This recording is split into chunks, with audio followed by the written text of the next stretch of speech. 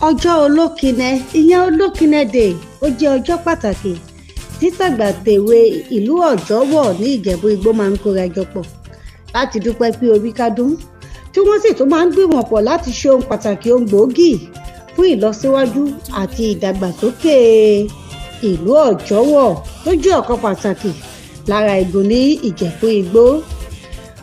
Ọdún Olókine Day ti ọdún 2023 wáyé ní ọjọ́ 16 oṣù kẹsàn-án ọdún 2023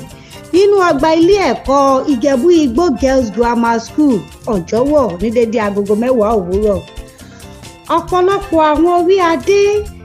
káàkiri ìlú Ìjẹ̀bú Igbó àti agbègbè rẹ̀ ni wọ́n kóra jọ pọ̀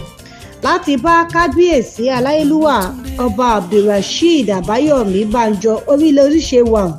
tí wọ́n jẹ́ Olókine ti Ojowo dúpẹ́ wípé oríjú wọn tó kádún fún ti ọdún yìí lábẹ́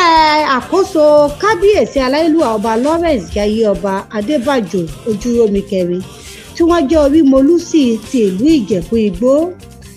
Ètò ọ̀hún jẹ́ ètò pàtàkì nítorí wípé yàtọ̀ sí pé wọ́n dúpẹ́ pé orí kádún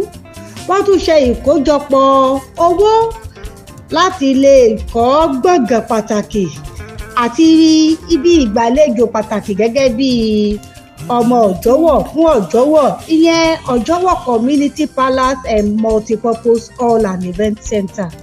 Bí ètò ọ̀hún ṣe lọ rèé o, ẹ farabalẹ̀. Bàbá mo tún dé.